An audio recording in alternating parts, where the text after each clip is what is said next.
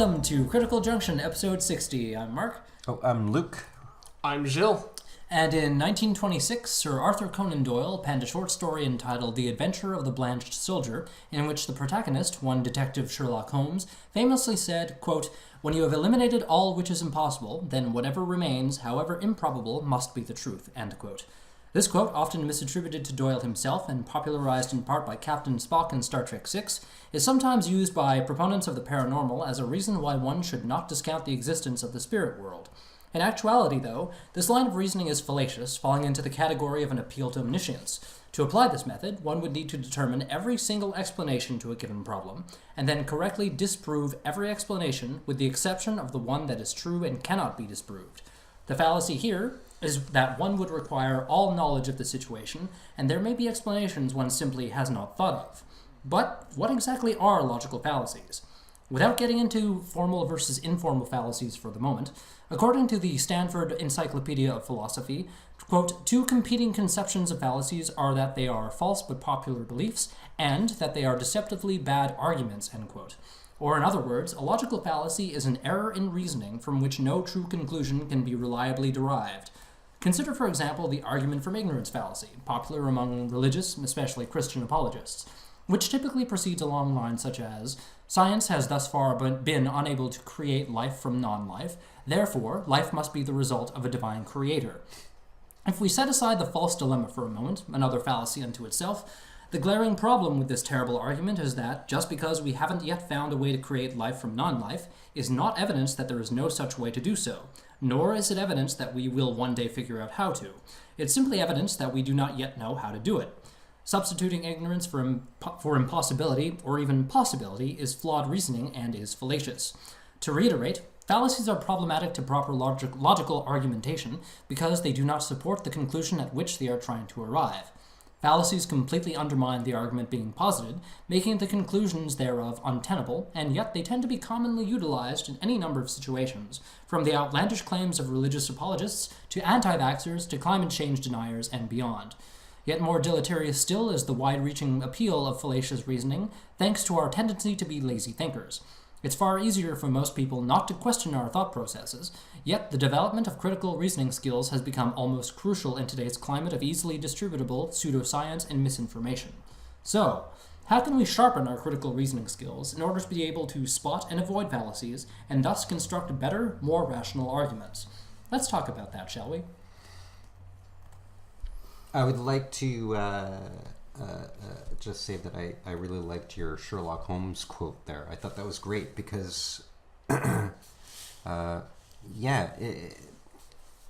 don't really know what a world without logic would be like. But in a sense, our picture of the world is always incomplete. Right. There is no completion to our picture of the world, sort of thing. And so our use of logic always has to be, in a sense, open. You know. But you were saying things like the probability. You were speaking against the possibility of, for example, supernatural or something like that. I can't remember how you phrased it in there. You were saying that quote is misused, or not that quote in particular, but that idea that's reasoning expressed in that quote. Yeah. Is used by people to defend the supernatural. Right. Therefore, while it sounded like you were closing off the idea of even possibility. Not necessarily. I'm just saying that using that type of reasoning is not conducive to determining whether or not the supernatural exists. Right. Because you would need to have ultimate knowledge in order for you to start eliminating every single possibility in a given situation. Yeah. And that's why that kind of reasoning is fallacious, and it's an appeal to omniscience, right? Because you don't have... So that... I was kind of surprised, actually, at your use of the quote there because you were taking that critical stance about the misuse of the quote. Mm-hmm. But the quote itself actually isn't necessarily a fallacy. It's an example of inductive reasoning, isn't it? If you have access to... if you have a limited amount of possibilities within a given situation and you start eliminating the impossible ones... And in that case, yes, the quote does apply. But in a more general sense, in an overarching kind of sense, it doesn't. Because in any given situation, you may not necessarily have all the information to start using that methodology, right? Yeah.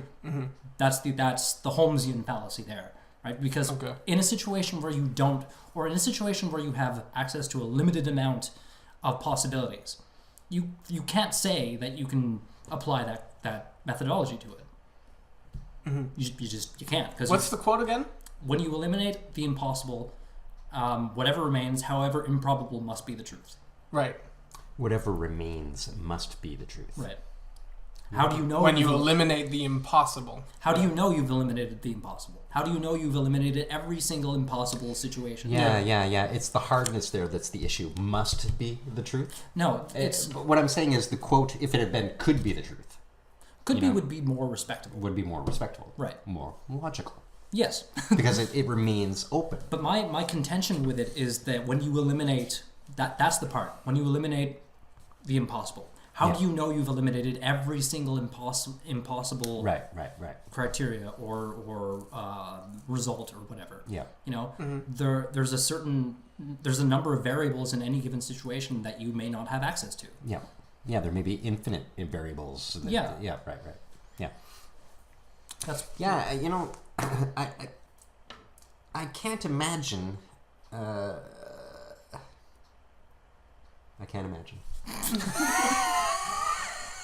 That sounded like it was going somewhere, like you had something. Oh, I know. I was with you. I was totally with you until that happened. So what are some of your favorite fallacies? I know I mentioned the argument from ignorance one. Yeah. That one's one of my personal, it just bothers the hell out of me. Or like the argument from personal incredulity. Like, what else could it possibly be? That doesn't work, right? Yeah, or just like stating, oh, that's like I find that unbelievable. Right. Like that's unbelievable, so that can't be the one. Yeah. That can't be the solution. Right. Well, this has happened though. Like I'm thinking of Einstein when he's told about, hey, maybe here's some math. The Big Bang. What do you think? Your math is great, but no. Yeah, the whole God does not play dice thing. Yeah. Like he couldn't believe it. Right. Even if it was all there right in front of him. And he's Personal still going, Yeah. this looks really good. Boy, your math is really great. But you know what? No, I don't believe this. Yeah. This isn't correct. How could that possibly be true? Yeah. So even Einstein was guilty of the argument from personal incredulity. Yeah. Until he corrected that by, further examining the math. Well, did he? No, it's more like they came upon something. Like, wasn't it the radiation or something like that? That when the guys that were playing with those big devices, the radar systems or whatever they were, discovered the radiation signatures. Cosmic microwave background. Right. That's when they started tying things together and going like, okay. I think. Is that not what it did? I don't remember. Einstein? I can't remember either. I have nowhere to go with this. And that's podcast number 60, ladies and gentlemen. Made it to 8.5 minutes.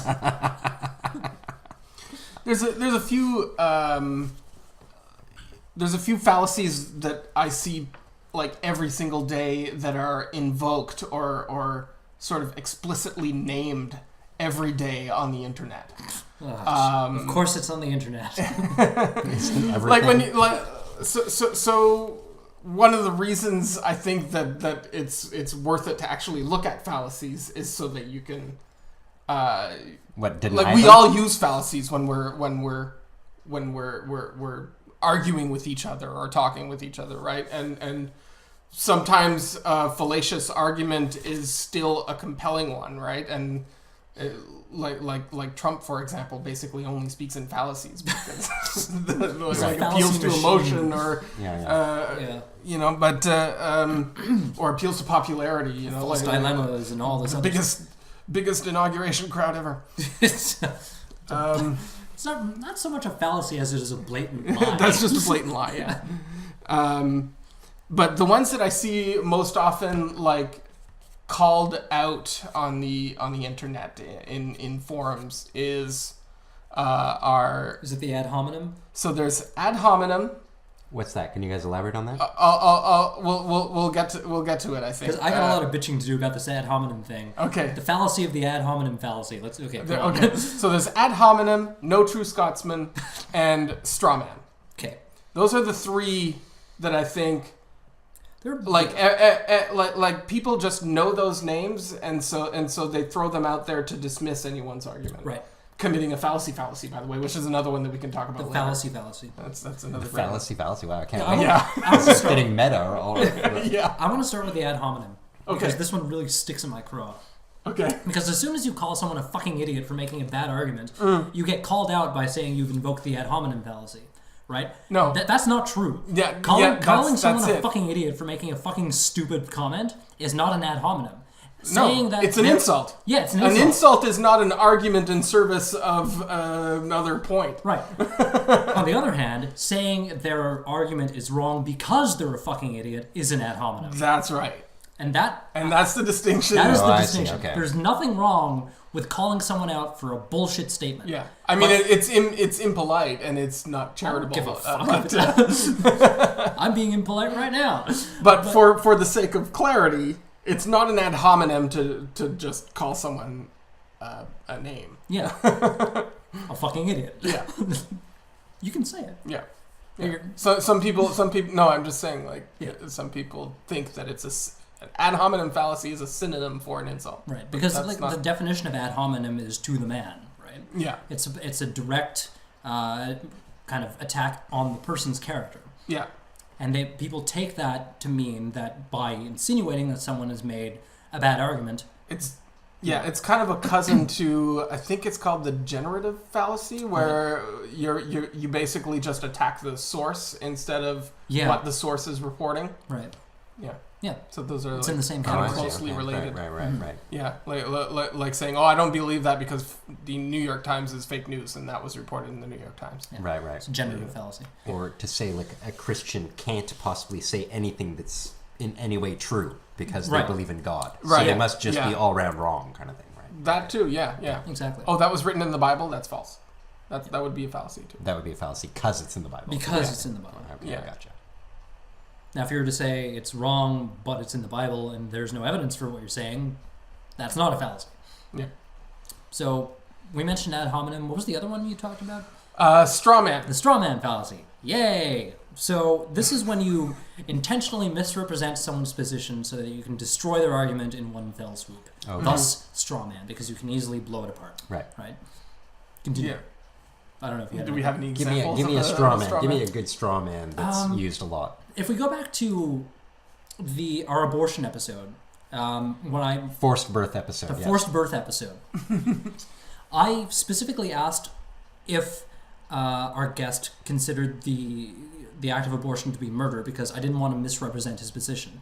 A straw man would have been, well, you think that abortion is murder and you're wrong, and you just, without getting their actual position on a thing, you imply it or you directly say something to misrepresent what it is, and then you destroy it. Yeah. Right. Yeah. Like Jordan Peterson making a career out of doing this kind of thing. It seems with a lot of people. Yeah. It seems just catching them off guard and. Yeah. Did you have any concrete examples of a straw man? Maybe like with evolution, like you're saying. So you think that at some point your grandmother was a monkey and had a human? Right. Yeah. I never said that. I don't never believe said that. Yeah.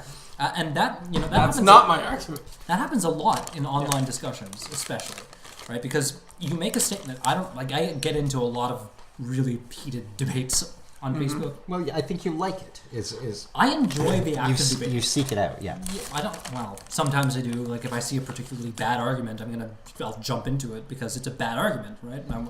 I do it because I want to correct bad thinking, and also because I enjoy the active debate, right? But I will often get strawmanned when I'm getting into these debates. Like I'm very careful in the words that I choose to use because I believe in the precision of language, and the more precise your language is, the better you're able to communicate an idea. So I choose my words very, very carefully. And yet, someone will inevitably come in and strawman what I said. Well, do you believe this? Like, okay, did I say that? No. Did I say X? No. What I said was this. Yeah. Go back, reread what I said. If you have an actual counter to that, post it. Otherwise, you're strawmanning me. The worst for me is when you're consciously trying to avoid being strawmanned by actually inserting all of these qualifications into your argument. Right. And so it makes it longer, right? Yeah. It makes your argument longer, but then people will just like dismiss it like you're just using big words to try and gish gallop or something like that. You know, is that a fallacy? A gish gallop? Gish gallop is a fallacy. Yeah. What's a gish gallop?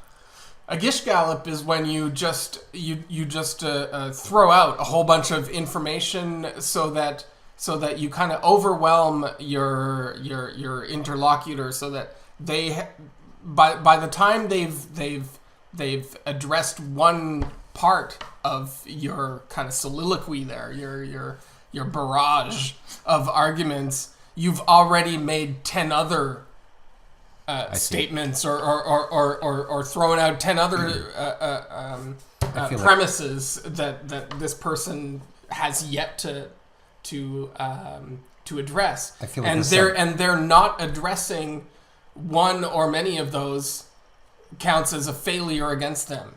And it's usually used in more formalized debates where you in have a formal set debates. time limit because you just overwhelm someone with a bunch of different arguments, like you said, and burn their time. Because they can't possibly address every single one of those in their rebuttal. Yeah, and their failure to address every single one of them, often the person who's doing the gish galloping will just count that as a point in their favor. If you never actually refuted this argument that I made.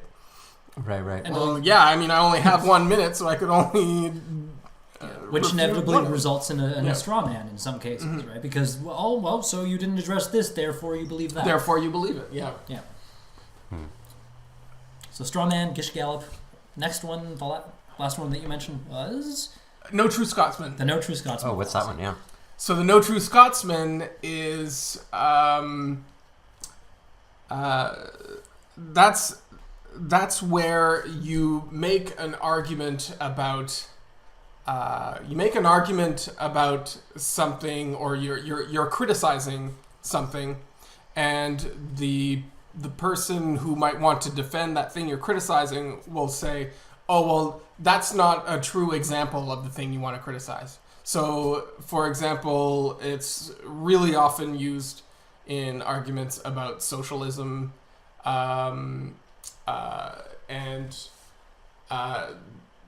people who are criticizing socialism in a very kind of shallow way, where they want to just kind of lump in everything together from like a Denmark style of socialist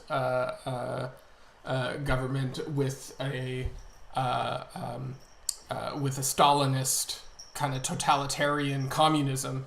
And they want to lump all that together and call that socialism. So when they make an argument about socialism, mostly if they want to focus on like Stalinism or something, and they want to say something about what Stalin implemented, or what Lenin and Stalin implemented, that weren't actually explicitly described or prescribed in Marx's kind of theories of socialism, then you might naturally say, oh, well, that argument you're making about Stalinism isn't actually a criticism of socialism itself, and then they will just throw back at you, oh, well, you're just using a no true Scotsman fallacy. So any criticism I make of socialism and bring up an example of socialism, you're just going to see it say, oh, well, that's not real socialism. It's also used by Christians to criticize former Christians who've turned atheist, right? Oh yeah, I've seen that a lot. Did you pray? Well, yeah. Well, you must not have prayed hard enough. You're not a real Christian then. You never actually welcomed Jesus into your heart. You're not a true Christian. Yeah. Right? So the no true Scotsman fallacy has kind of evolved in that circle to become the no true Christian fallacy. Yeah. So that's why this is one of the top three that I see every day, and that sticks in my craw, because it's kind of misappropriated or misused. Yeah. Good top three. I like those. Yeah. So those are the top three easy ones. I mean, may I ask, what do you guys think can be a manner for someone to, I guess, elaborate on their strength in logic? Like, how could someone, in a sense, I guess, how can someone be logical? How can someone be immunize themselves? I'm thinking of our guest that we had for that forced birth episode, and the man had his own logic, and so it's not as if people that are illogical in our minds are illogical to themselves. They have a logic. It's just a poor logic. So how does one develop a non-poor logic? How does one? Excuse me. How can one even approach the matter to know that what they're dealing with is anything? You know? I'm not sure if he had his own logic more so than he had his own epistemology, because logic is it's a particular branch of philosophy, right? It has strict rules, and what I mean is that he's marking his variables differently. Sure, yeah. And using his logic within those variables, so that's a good example. So there's an internal logic. Yeah. Okay. Sure. Yeah. In that sense, that's what I meant by his own logic. Right, you know, right. We did not agree with that guy. Yeah, using actual sound logic. But what is? It was that our variables were. You know, when I look at someone that's a forced birther, I can't help but think you're just not thinking of the case that people are going to get abortions anyways, and they're going to be in danger. You know, like they're just not. They don't have as full a picture. You know. Sure. Yeah. Their circle of things is smaller. Their circle of things is smaller, and it's motivated by religious thinking. You know, it's influenced by a particular set of beliefs and ideologies that block out other more rational methodologies, one could say, right? Their entire structure of argumentation is centered around this one idea being God and the Bible and all the ideology and all the doctrine that comes along with it. Right. So how do you make someone who doesn't care about logic? But they're not caring about it. Well, okay. How do you make somebody who doesn't embrace that kind of logical methodology? How do you change their mind so that they can embrace a more critical way of analysis? Right. How can you penetrate them to penetrate the world, the real world, rather than their imagined world, in a sense? You know, how do you do that? How can you possibly approach that? Well, we talked about this before, and I think one of the really good ways of doing it is to engage them in honest conversation. Like, if you both agree from the outset to be honest in your discussion, and you're exchanging ideas, like, ask them questions, get them, I'm going to say corner them with questions. Get them to go over their thought process until they run into a wall and they can no longer, you know... Yeah, the Socratic method. Even the terms that you're using there, corner them, a wall sort of thing. Like, it's all adversarial. It's all very threatening. It is. And I'm thinking that a lot of these ideologies stem from fear. Well, it's not so much threatening as it is just, you know, that ultimately you're going to corner them by questioning their beliefs and questioning the way they think about things. Like, if you ask them enough questions, you're going to hit a dead end where they can't rationalize their way out of it, unless they acknowledge the fact that they've made an error in reasoning. Yeah, taking the example of that forced birth guy. We weren't able to do that. I don't think we made a concerted effort to do enough of the Socratic method. I think we ourselves saw the wall of just not knowing how to do it.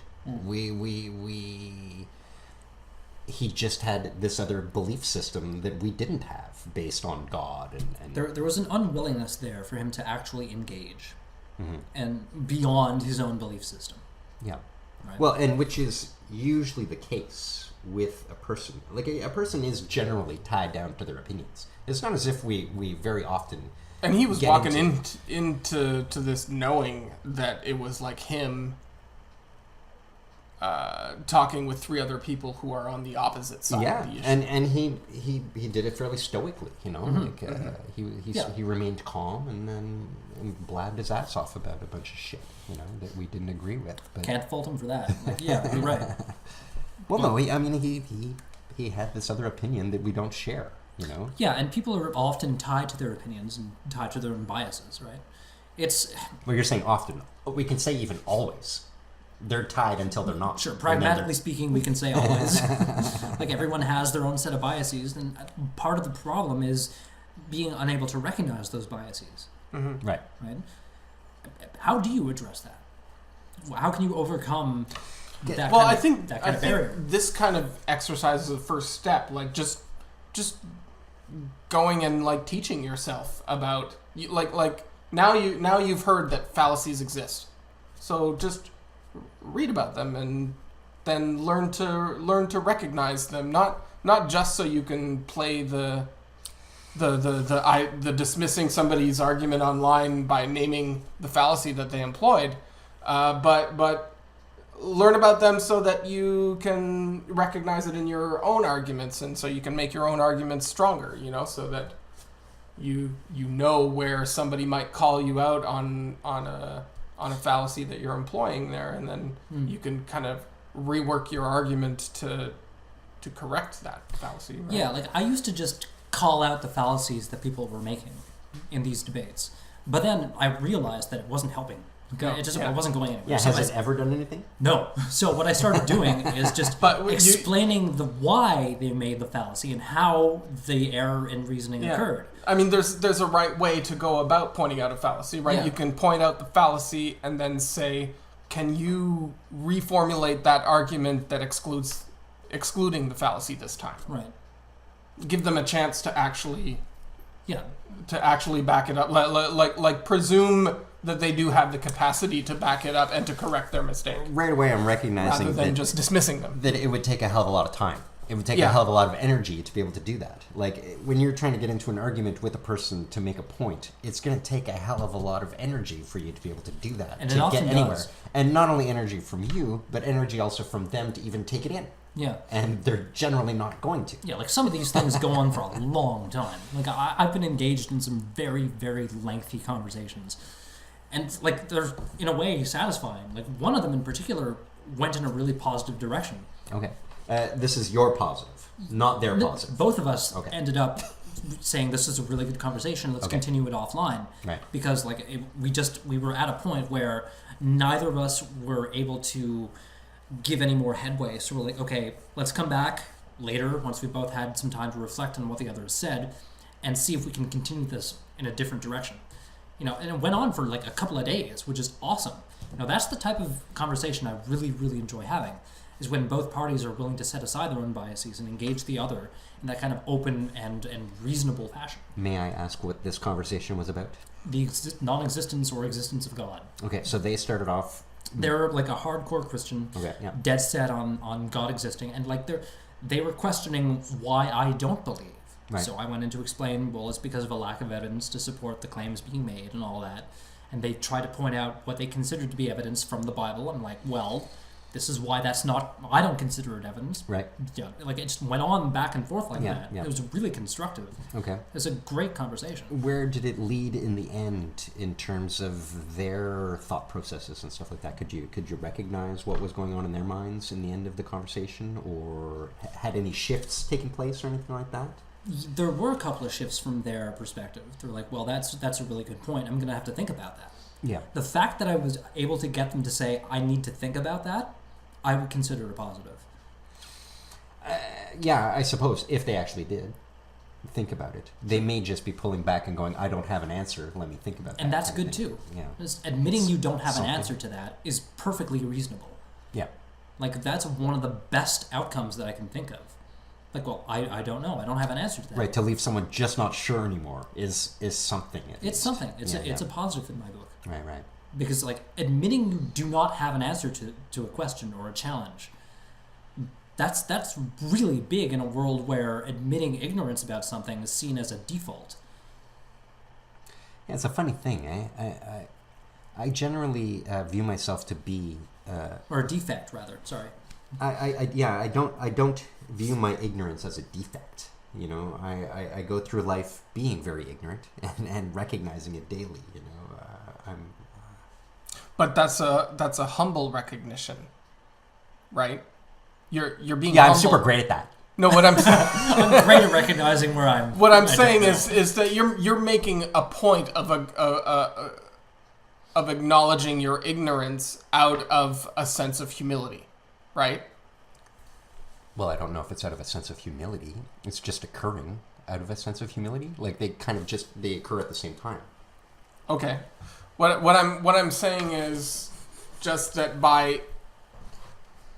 in that acknowledging of ignorance and also acknowledging that goes hand in hand with humility to acknowledge ignorance, the humility part of it kind of entails that the ignorance is a flaw or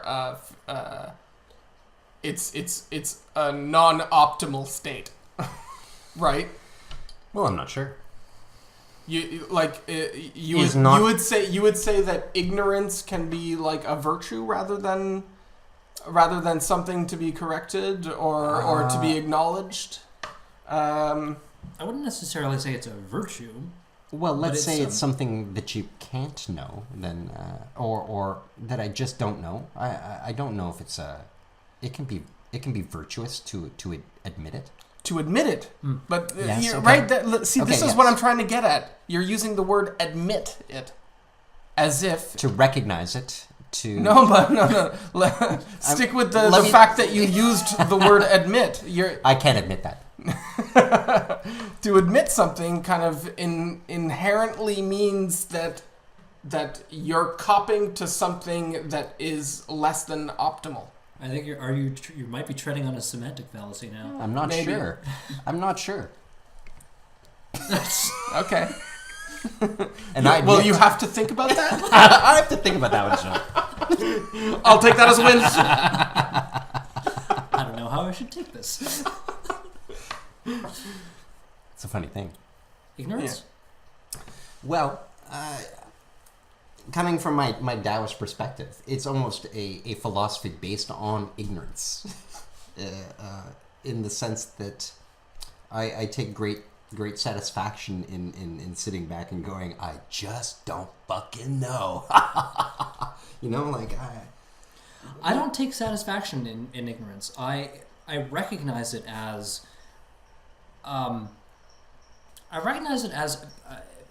a block of knowledge that I either don't have access to currently, or that needs to be that I would like to be filled. You know, like I don't know, but let's investigate that. You know, like I currently do not have an answer to that question, but I would like to find out. like I'm coming from the perspective of not even knowing if I'm not sure what knowing even means. Like I'm not sure what knowledge is exactly. I don't know what is concrete and what is not concrete. Well, that's one of the major problems in the field of epistemology, right? Like, can we know something? Yeah. Like, so I am coming because from... we get into like things like the Gettier problems and all this other stuff, where you thought you had reasonable or a reason to claim knowledge about something, when in reality the thing you were relying on to claim knowledge was flawed or faulty. Mm-hmm. You know, does that constitute knowledge then because your methodology is flawed? You know, and this occurs in a lot of situations. Right. So, yeah. Like I feel like we are dealing with apparent knowledge, not knowledge itself, but perceived to be knowledge, but not necessarily knowledge itself. Well, how would you define knowledge itself in that context? I guess I'd have to go into what's some of the Kant terms for the things that you can't know. You know, the phenomenal world and the nominal world and all that stuff. No, can we not do that? You could go for it. Okay. You know stuff. You know philosophy stuff. You know things about stuff. Does Like Kant not go into? Newman and Yeah. Does he not go into that stuff? Like the stuff you can't really. Yeah. It's been like more than a decade since. Yeah. Yeah. I never read any Kant, so I don't even know. You know? Can't. I can't really. I can't. No, I can't. I I cannot can't say I've read any original source. Can't. Well, that's can. Oh. So, Yeah. Okay. Okay.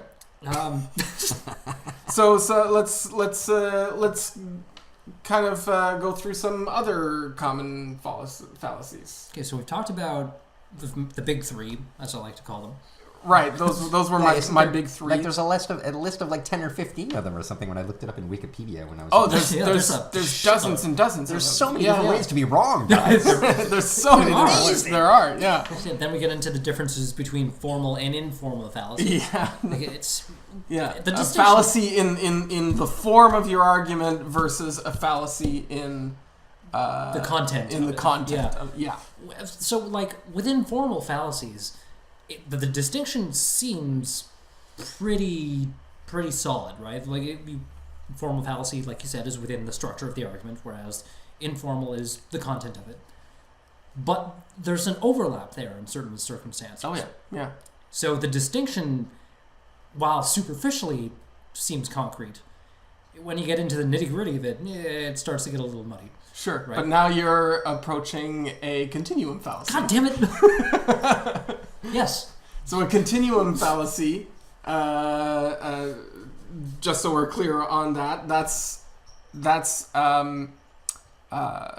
sort of saying that you can't really distinguish between two things merely because the line between them might be fuzzy. So it's like saying that there's no such thing as adults and children because there's no single moment where a child suddenly stops being a child and is suddenly an adult. Yeah, the same with evolution, right? There's no There you go. Yeah, there's no distinguishing marker between That's a Homo sapiens huge- and everything that came before us, right? And that's Yeah. what a lot of Christian apologists like to glom upon, just to reinforce their disbelief in evolution, right? The continuum fallacy. Yeah. Note how I never said there's no distinction between formal and informal. I'm just saying there's an overlap. Right. I don't want to be guilty of that one. Sure. But while we're on the continuum fallacy, this is actually one of my favorite ones because I find it's pervasive in like the biggest kind of arguments that we have all the time. Right. So that continuum fallacy, or it's also called the decision point fallacy. You'll see it. You mentioned creationists, like they'll say like since there was no non-modern human ape that gave birth to a modern human, then that means that speciation by the gradual natural selection and random mutation over many generations is just not possible. Like That's up there with. There's no logical entailment there, right? Like I didn't see it, so it didn't happen. like that. Were you there? There's actually a bunch of different fallacies in there. There's a straw man fallacy. There's There's a false dilemma buried in there. there's a false dilemma buried in there. But that qualifies, I think, as a continuum fallacy. It does. That's a concrete example of a continuum Yeah, fallacy. yeah. That bothers the hell out of me. Like I've seen this Oh on my God. so many occasions. And it's still repeated as if it's Yeah. like a knockout argument, you know. Like, Aha! Gotcha. aha! You didn't have a grandma that was a monkey that gave birth to your to your Are you talking to me one less specifically? great 'Cause grandma. I do. Reminds That me was of that, not a monkey. It reminds me of that episode of Futurama where they're going over the gaps in the fossil record. How can you account for this? How can you account for this? And eventually they find a tiny little missing piece, and they're like, aha! So it can't be true. And they spent like 6 hours debating this until they finally find that one tiny thing, right? Like it's so ridiculous. Like just because there's no set marker along the continuum doesn't discount it. Yeah. Another. Go ahead. Yeah. Well, I was going to say, the use of logic and where we're using logic from is always to support something that we already believe, it would seem. No? Yes? No? Not No. necessarily. Like, are we not So putting not. arguments out No. there? Like, I'm thinking of someone that believes in God. It's usually employed to correct an erroneous belief and go, oh, hey, I was I was thinking this for this bad reason, and now I know that reason I had for believing that was totally wrong, and so my conclusion is actually wrong. Just look at law, for example. Yeah. Like the entire judicial process is based upon logical argumentation, right? There's no there's no belief going into it. Same with science. Scientists don't use belief as a justification for their findings. I guess I was talking about the law example, like that's the ideal, but like there's no place that where sophistry is okay. Well, yeah, is more rampant than in law, right? Ideally, and on paper, that's how the judicial system should work. I'll give you that. I'm coming at it from the perspective of like the arguments that we may have on Facebook or something like that. Like a person believes something and then puts out the argument. See, I usually go into it. My first question is, why do you believe that? Because I want to get to the heart of where they're coming from. Yeah, and do they usually know? Is I guess what I'm getting at. Well, they know why they believe a thing. Do they? When it comes, that's a better question than show me the evidence, which is not a question. Which is not a question. Yeah, it's why do you believe this? What do you believe and why? Yeah. Well, that is a good question because it causes introspection. It causes you have reflection. You're trying to get at. It forces them to actually evaluate what it is they believe and the reasons for it. Yeah. The cat is being loud. I question her argumentation skills. But yeah, so when I'm using these logical tools, it's not from a perspective or a position of my beliefs. Like I'm not going into the argument or the debate from my perspective of believing something. I guess questioning theirs and pointing out the flaws in their reasoning if there are any. Right. So I guess what I'm talking about is people that set forth some sort of a belief. Like when it comes to the belief in God and stuff like that, their logical arguments come up afterwards. Does that make sense? The belief in God is there first, and then they're creating arguments around it to go, well, it must be because, like, oh, look at this and look at that, The belief in God is there first. Does this make sense? When it comes to theists, you're absolutely right. They're proceeding from a pre-existing belief system. Yeah. Now, would this not be the case with things that people argue? It depends. It depends on the subject. It depends on. Are you getting at like axioms where you're just there are certain kind of fundamental premises or principles that you assume to be true in order to be able to move forward? Like, is that what you're getting at, or no? Maybe. Are we moving forward now? No. Well. So. I don't know. It seemed like you wanted. You were saying that logic or using logic in itself or using this kind of logic has its own sort of pitfalls or something. I guess okay. So first, I'm thinking of people with poor logic. We'll call it. Okay. And I'm thinking of them, and I'm thinking that they have a belief that the logic is then formulated around the belief. They have something first, and then a logic is created around it. It would seem, and the God one is an easy one to point out, kind of thing, because it seems evident. You just believe in God, and then you have arguments. Well, let's take anti-vaxxers as an example. They believe from the outset, they have a presupposition that vaccines are bad. Yeah. And they'll try to logically argue their way around it. Right. Problem is, they're invoking fallacy after fallacy to back up their point. So confirmation bias and exactly. Yeah. Why does someone believe that initial thing? Like, why the fuck do they believe that vaccines are wrong? Like, where are they getting this from? Well, that's why I always open the discussion. Jenny McCarthy. Yeah, right. So it really just it spread like a virus of thought. Right. You know what I mean? Like someone put out the idea and then pow, it explodes and people believe it. That's specifically why I always open these discussions with why do you believe that? Yeah. And do you feel that when you ask that question, that the answer you get back is true? That is the real reason, or is that just the reason they think they believe it? Or do you feel like you are penetrating something? Well, you can probe that, right? Yeah, because if you assume that they're disingenuous about their belief, you're committing a fallacy, right? And by that I mean people are. What was the word you just used? Ingenuous? Disingenuous. Disingenuous. people are disingenuous with themselves, concerning themselves. By that, what I'm getting at is that I don't believe people know who they even are and what they actually think. They don't understand themselves. Well, without getting that far into it, like, I will take their reason at face value. Like, if they tell me this is the reason why they believe a thing, okay. You will believe that. I'll accept it as a starting point. Right. As a starting point, and then you take the time to actually examine that one reason. Right. And see how well that, and you test it, and see how well that stands up. And if it doesn't stand up, then they have to come up with another reason. Exactly. And then you move on and start Right. doing the same thing with that other reason. Yeah. Makes sense. Yeah. So it's not about having to just believe a reason or an argument that's presented at face value. It's the opposite, actually. It's about at least giving the argument the respect to test it thoroughly. You know. You're talking about your use of logic. Well, I can't say that I'm actually following that every day. Right. I'm saying that's the ideal. That's okay. the Right. That's the goal here. Yeah.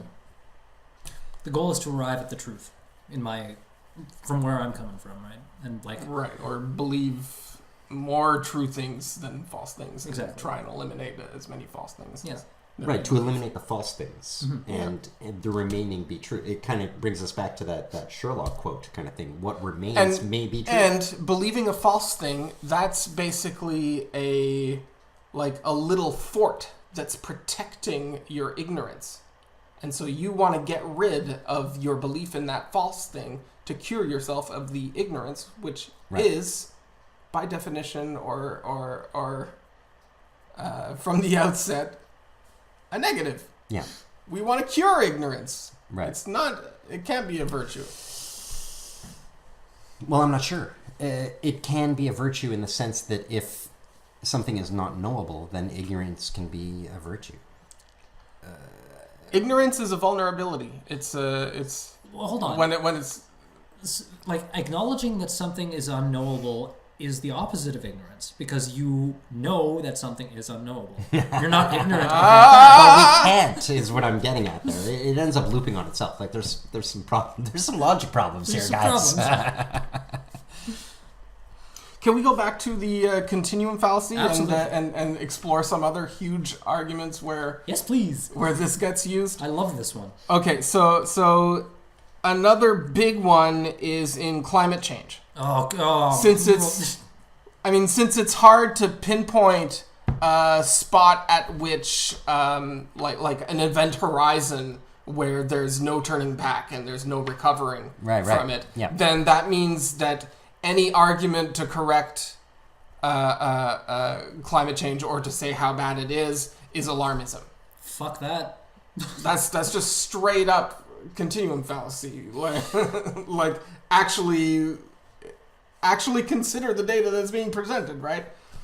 But so that one bugs me to no end. Well, there with the climate change one, the argument of whether or not we did this and how much we did is always posed there. And you're right, like we can't know how much of the climate is affected by what we have done and what would naturally possibly be occurring and stuff like that. No, we know that, like, there is agreement, almost like 100% unambiguous agreement, that we are the cause of the acceleration of climate change. Okay, right. Oh, the acceleration of it. Yes, okay. We're responsible. Right. Not even just the acceleration, the extent of it. The extent of it, and the quality of it, yeah. Yeah, okay. We are absolutely responsible for it. Why people deny this, I have no idea. Well, no, we know. We know. Like, we know why. Okay, sure. We have no idea. We know why. It's the fossil fuel industry lobby. Well, yeah. Okay, and so what about those that aren't caught up in the fossil fuel industry? They are what? They're falling for it, I guess. You mean conservatives? Yeah, they just believe it. They swallow it up. Like, what? It's such bullshit. Like you said, like there's. This is a completely different tangent, and I'm going to lose my fucking shit about this, because climate change is the single most important issue of this and any other following generation. We're running out of time to, like... Following generation. Like, people who accuse Look at this pie in the sky optimist over here. People who accuse us of being alarmist. Well, yeah, it's alarming. Like this, the fact that we're gonna ruin the only planet we have access to that can support human life is fucking alarming. No, at this point, it is that we have ruined it Yes, Yeah. sure. or changed it. Any warning that we're fucking ourselves is alarmist. Because we can't pinpoint a spot where we're totally fucked. Continuum fallacy, bastards. Another huge one. Yes, but please get me off my climate change rant. Sam Harris's book, The Moral Landscape. Mm-hmm. I think his whole kind of project there is to try and correct for the continuum fallacy as applied to morality and ethics. Please elaborate. He's going for kind of he's basically just advancing a utilitarian morality, which is like the moral thing to do is that which increases well-being. Yeah. And the immoral thing is that which does harm and removes well-being. Yeah. Right? That's just basically a straight-up restatement of utilitarianism. So it's not a new morality that he's proposing, but it's about he seems to be trying to correct the common argument that's used to just dismiss utilitarianism outright, because people will often say that,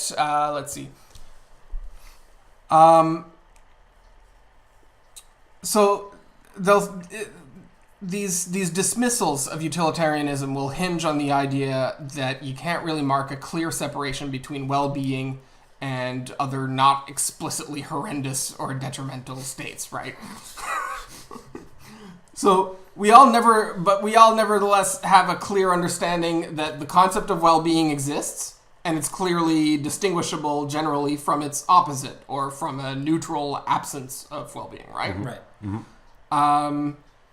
And he uses the idea of health. Yeah, but we can't necessarily pinpoint any absolute point where well-being becomes not explicit well-being, right? Yeah, right. So that's to me that's like essentially a continuum fallacy. Okay. Yeah, that makes sense. Like people are going along like kind of arrogantly dismissing this kind of utilitarian model of morality by just scoffing and going, well-being your idea of well-being can't be objectively delineated. Right. Let's see the math. Sorry, Yeah. can't see the math. But Whatever. Doesn't hold.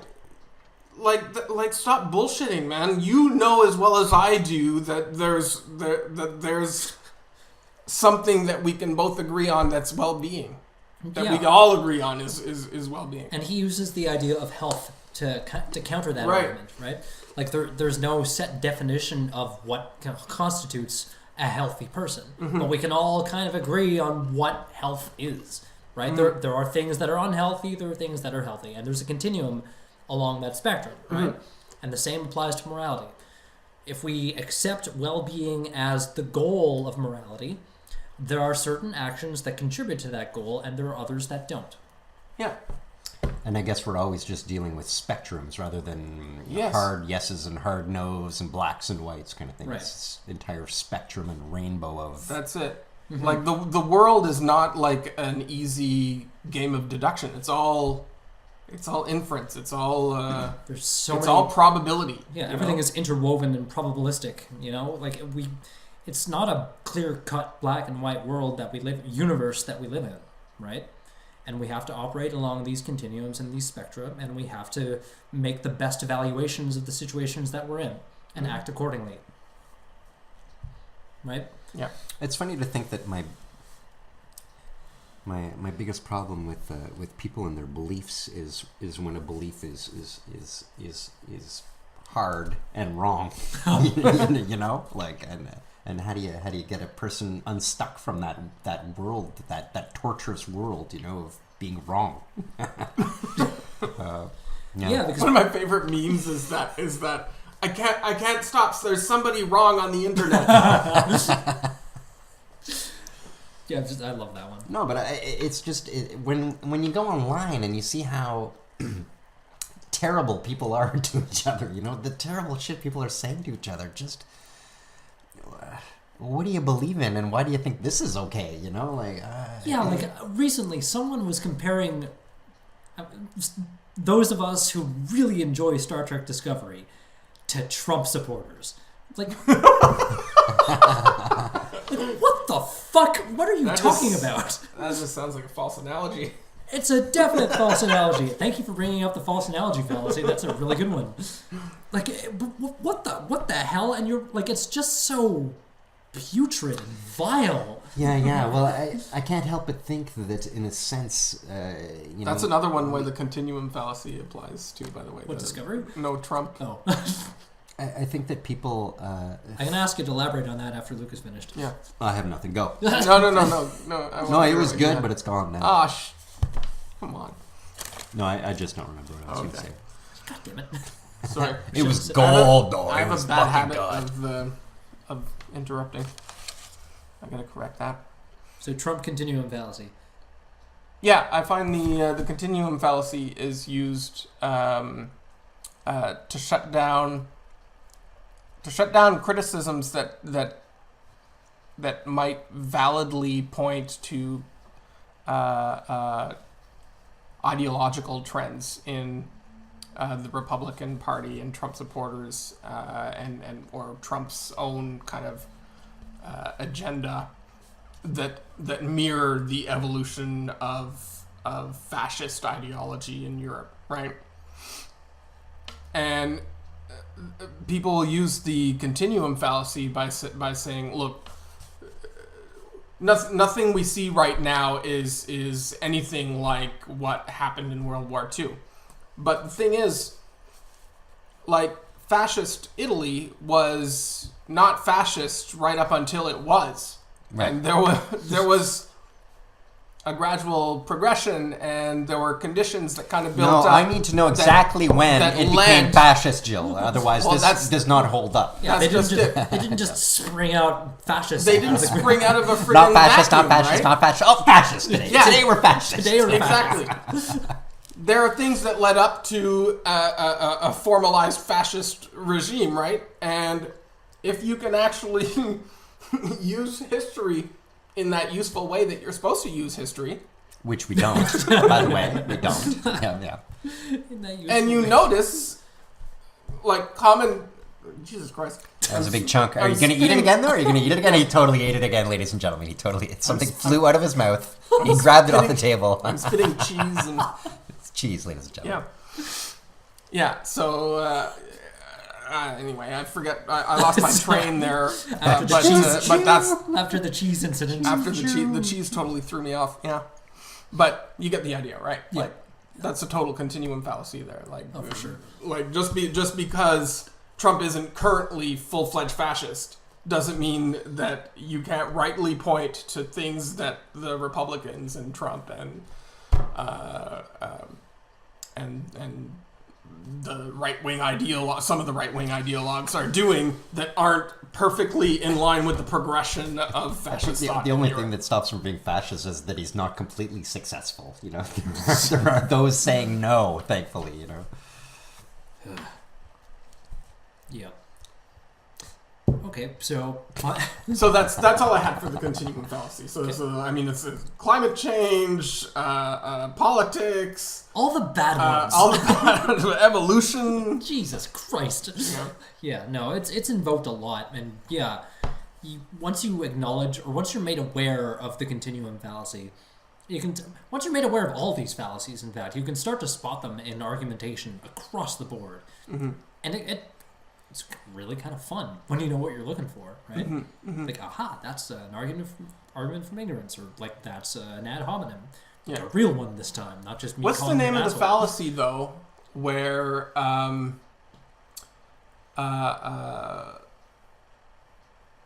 where your premises? I guess it's a formal fallacy where you'll just have like sort of a non sequitur conclusion from two also true premises. It's just a non sequitur. It would just be a non sequitur. Okay. I think so. Okay. Pretty sure. Because the thing that's the thing that I wanted to remark about Well, hold was on. that Did you say that the conclusion is the conclusion is true, but the premises are the false, or the other way conclusion around? could be true. It's just another statement, but it just happens not to follow from it's a the non-sequitur. premises, Okay, right? it's a non sequitur. And the thing about that is, like, you're identifying a fallacy there, but that doesn't mean that what you've identified is a reason for the conclusion actually being false. Right. Because the conclusion might actually be true, but it just happens to be true for some other reason. Yeah. So it's a non sequitur. Like, as if the conclusion doesn't follow from the premises, that's the definition of non sequitur. Yeah. Yeah. Right. Okay. Yeah. What? No, I don't know. Okay, you're looking at me like you're about to. Like what you're getting at, like the sun is not God, therefore there is no God, kind of thing. Like, yeah. saying one thing In a leads way. to Sure. the truth. Yeah, that would be a good one. That would be a good one. That would be a good example. Totally doesn't follow. Totally doesn't follow. We haven't proved there's no God with that argument. Right. Sorry, I was speaking as if the truth But it may was very well be true that there is no God. Yeah, that's a great example. I'm sorry to have used that Yeah. example. That's maybe a bad example. All right, so final thoughts on the issue of logical fallacies. Any other ones you want to bring up before we wrap this up? Okay, maybe two that I would want to talk about: equivocation and tu quoque. Ooh, tu quoque is a fun one. Yeah. So tu quoque or tu quoque or tu Quoque. tu quoque. Sounds sexy. And does it involve eggs? It's basically the appeal to hypocrisy or the no you argument. It's literally no you. Yeah. Yeah, it's I know you are, but what am I? Kind of thing. Well, it's just like if you make an argument, even if your argument is correct, and I come back and say, you know what, your team actually did that same wrong thing. So end of argument. Well, that has no bearing. It may very well be like two wrongs don't make a right. First of all. Okay. What the other party did is of no consequence to the validity or soundness of the argument being made. I see. Yeah, and it's a close runner-up too in the top three, I think, online. Like you'll see the quote unquote whataboutism. Yeah. Right. Yeah. Like butter emails. You know. Yeah, the butter emails thing is like by definition a tu quoque fallacy. Yeah. Butter emails. Butter emails. Butter emails. It's the thing about coming back on anybody who's criticizing the Republicans by saying, but what about Hillary's emails? Well, you did some shit too. Like, I see. Yeah. It's whataboutism. It's whataboutism. Yeah. And the other one was there's equivocation. Okay. So that's where you kind of use the fact that some terms or something will have two meanings, and then you start making a conclusion or arguing against the secondary meaning that wasn't intended when it was first invoked. Mm-hmm. So concrete example would be. God, I'm drawing a blank. Yeah, no, I like. It's a really common one. It is a common weird one. that I can't think of an example right now. But Damn it. Yeah. Bing, bing, bing, bing, Oh. bing, bing. So one that I saw today online, somebody was saying that all feathers are light. Therefore, there are no dark feathers. Huh? What? Okay. All right. As in a misuse of light? Do you get it I now? see. Yeah, it's Light as in weight it's or light equivocating as in, between light as in I weight see. and light as in color. as in or- shade or yeah. They did Ah, that. Did you know Kraft Someone said that? Yeah. Kraft peanut butter like did that with their peanut butter. Like when they first brought out light peanut butter, Yeah. it was the color. Oh, really? Like it wasn't the fat content. Yeah. Wow. Yeah. It had exactly the same amount of fat, but it was light because it was lighter colored. Even worse now is that the light peanut butter now has less fat technically, but it's fat your body can't even process. So it's way worse for you. Like oh shit. Yeah. That's a good example. So stay away from Kraft Light peanut butter. Yeah. Just go full on peanut butter. If Kraft would like to sponsor the show, we apologize. But the equivocation fallacy, I guess it can look a lot like a straw man, right? Sometimes where you kind of purposely take the secondary meaning of something. Yeah, they're used in conjunction to argue against that. Yeah, they're used simultaneously in a few instances, I think. Good one. Yeah. Good. That was a fun example. Can't believe someone actually posted that. That's really weird. All right. I think I've listed my fun ones. The ones that come across. Well, I guess my question still stands. How do you unlock someone from poor logic? How can you possibly even approach it? It really takes a willingness on the side of the other party to engage in that kind of thing. Like like you can't help someone who's unwilling to help themselves. Yeah. That old. I would assume it takes in a sense of softness. You got to be gentle about it, kind of thing. Otherwise, it's not going to work. I don't know. My method won't work with everybody. That's for damn sure. Like, I'm pretty aggressive in my questioning. Yeah, that's what I'm thinking. Like, you will just go, no! It's not... Well, the no thing will come up if I'm objecting to something that, deserves a fuck no. But, yeah, like, my methodology will not work with everybody. It'll work with some people. But some people need the more jarring kind of... Yeah. But if you take a look at someone like... what's the guy's name who does the street epistemology? Anthony Magnavosco. Yeah. Like if you look at his method of doing it, he's really calm, and he's not standoffish. He's not arrogant in the way that he uses the. Yeah, so he goes method. on university campuses. He's got like a stopwatch with him, and he goes, "Hey, I'm just having conversations with people. I wonder if you have 5 minutes to chat with me." And it'll be 5 minutes. And it'll be exactly 5 minutes. He shows them the timer, and he goes, "Okay, so I'll start the timer. We don't have to go any. Let me destroy your mind in 5 minutes. 5 minutes. What do you believe?" And no, actually, yeah, that's it. He just asks them what they believe and he uses the Socratic, why they believe the Socratic process. It's all Socratic. Yeah. And like there was one guy who came back to him after a while, and he's like, "You totally changed my mind." Oh yeah. Yeah, just with the way he did it, like it was, because his approach is very gentle in a way, right? Like he challenges people's beliefs, but he doesn't do it in the kind of aggressive, jarring fashion that I do it. Well, I would think that people are holding on to their beliefs because it makes them feel safe, and so for sure. And so if you take that away, you're taking away their safety, kind of thing. And so you would have to approach it in a very gentle way, so that first they can go, "Oh, maybe I'm wrong," and then gently look at themselves and try and, in a sense, reprocess themselves. And basically, they have to use some other logic now to reconstruct themselves, you know, because whatever you've just shown them has broken their world, sort of thing, you know. So, and not every approach will work with everybody else. Like I probably couldn't do the gentle Magnavosco approach because I wouldn't have the patience for it. You know? Well, that's the thing. It does take a great amount of patience and in a sense, I guess, a calmness. Yeah. You know, which I don't possess. A stoicism. Yeah. So like, no, I'm, if I find something retarded, I'm gonna call them out on it. Sorry to use the word retarded. We don't necessarily use the kind of language on the show, but if I find something, if I find a really terrible argument, I will call it out for what it is.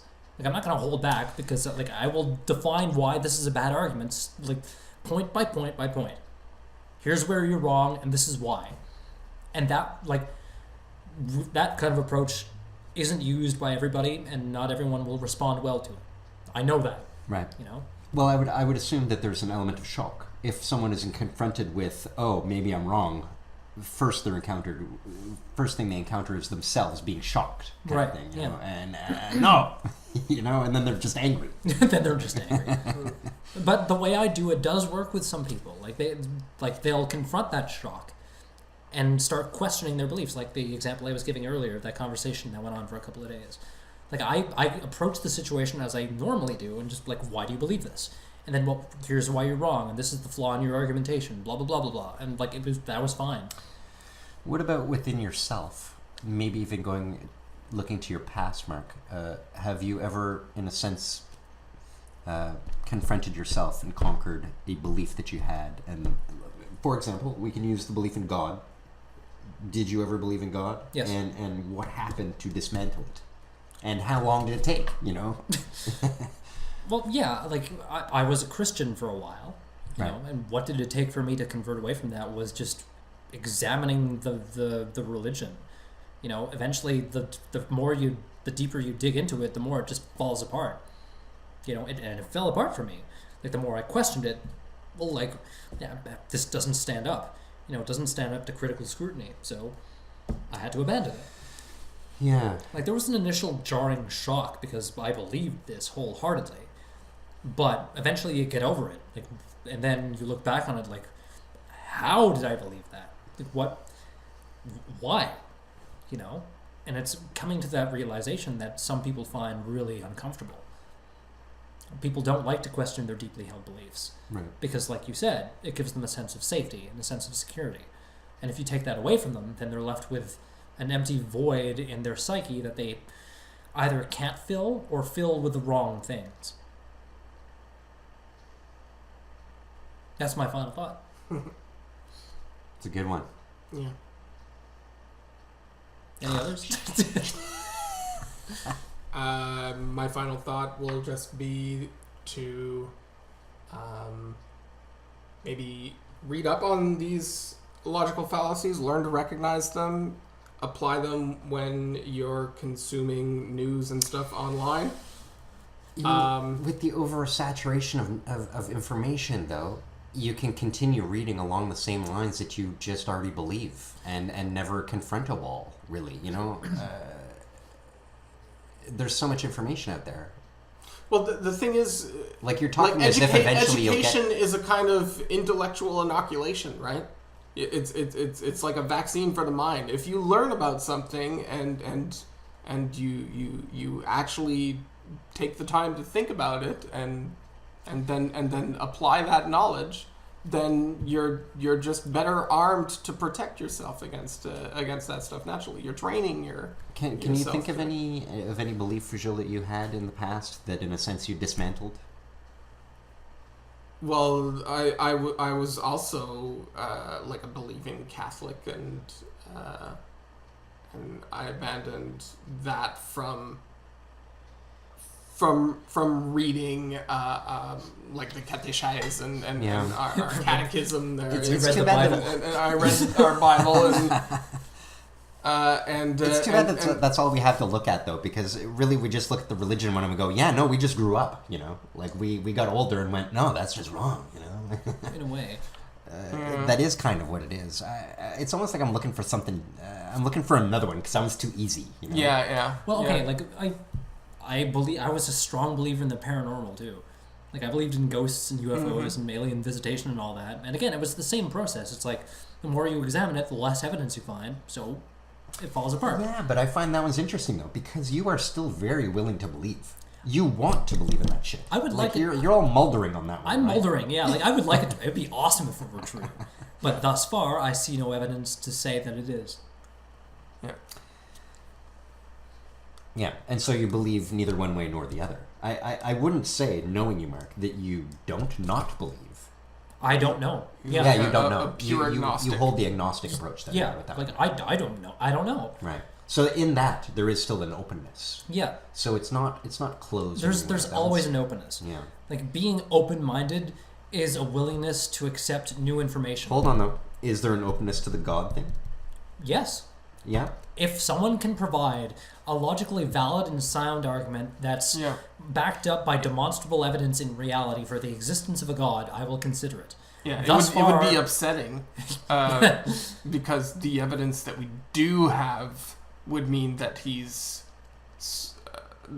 or that I love it that he's is- immediately a guy. Yeah. He's Well, a that's- white guy. He's that's got a the- beard. That's the traditional portrayal, right? Blue-eyed I'm not Mormon just Jesus. I'm not just making that come out of my own bias there. That's actually the historical traditional portrayal of God, right? Blue-eyed Mormon Jesus. Yeah, exactly. But yeah, like I'm open to it if someone can provide sufficient evidence for the existence of a God, and that would, like I don't know what that evidence would. Well, that's the thing. It just seems unrealistic. Like, you're saying that going, ha ha ha, and you're kind of laughing at the same time. You know, if someone does present, you know, that Good luck. Good luck with that. if someone can prove to me that cats talk, I'll believe it. Yeah. Well, yeah, like it would require a shit fuckload of evidence, but I don't know what that evidence would consist of. But if there's an all-knowing God, it would know what evidence I would require to believe in it. I wonder how open-minded we are. For example, when it comes to something like seeing a UFO, would we be able to process it? You know, when it breaks our world and what we know of how things can move in the sky and stuff like that. Because I do think that there is an element of like we would just not even be able to process it in our minds, kind of thing. You know? Yeah. I'm not sure how open-minded we really are. I think that we think we know things, you know, and we don't necessarily. You know, we know things to an extent, but knowing isn't really knowing. We can know things within a certain degree of probability of them being true or likely to be true. Yeah. We can't say with absolute certainty that we know a thing because there can always be something that upsets that knowledge. You can always go for the pragmatic Cartesian kind of idea, right? What I mean by this is that I know that I am because I think, therefore I am, right? Where pragmatically speaking, we kind of have to go on this kind of presumption that we know that we are, right? yeah, I don't know. That's like an Alfred Whitehead argument or something like that. No, like, it's a Descartes argument. Yeah. Cogito ergo sum. I think, therefore I think. You know, I can't say I am. Oh, you don't think that there's a logical entailment for Existence based on anything that does anything at all has to at the same time exist? No? Well, it could be something that exists, but If it doesn't exist, it's not doing anything and it doesn't have any characteristics. well, hold on. It's not an it. I'm thinking of myself dreaming, thinking that something exists, and then waking from that dream and realizing that it doesn't exist. In the dream, it existed, but that dream isn't a real thing. It's another but that's reality.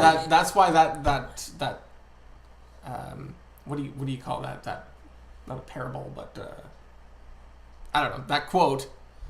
I think, therefore I am. an axiom. Yeah, it's not about asserting any knowledge about any other characteristics about what you are, Right. other than something that thinks. Right. It's just the You are acknowledgement. a thing that thinks, and that thing that thinks is. That's it. That's it. I'm So that's like a fundamental kind of piece of quote unquote knowledge that we can kind of. Sure. I don't know what is. You know, like. Oh no! You know. Now you're Don't invoking the Clinton Clinton argument. Is that a fallacy yet? The Clinton fallacy? Argumentum ad Clintonum. Ah, nice. I'm keeping that one. That's funny. Anyway, we should wrap this up. Yeah. So I've given my final thought. It was pretty deep. I don't know if you have anything else to add. No, I'm Nothing that deep. Nothing that deep. That was real deep. Thanks. It poked around in there.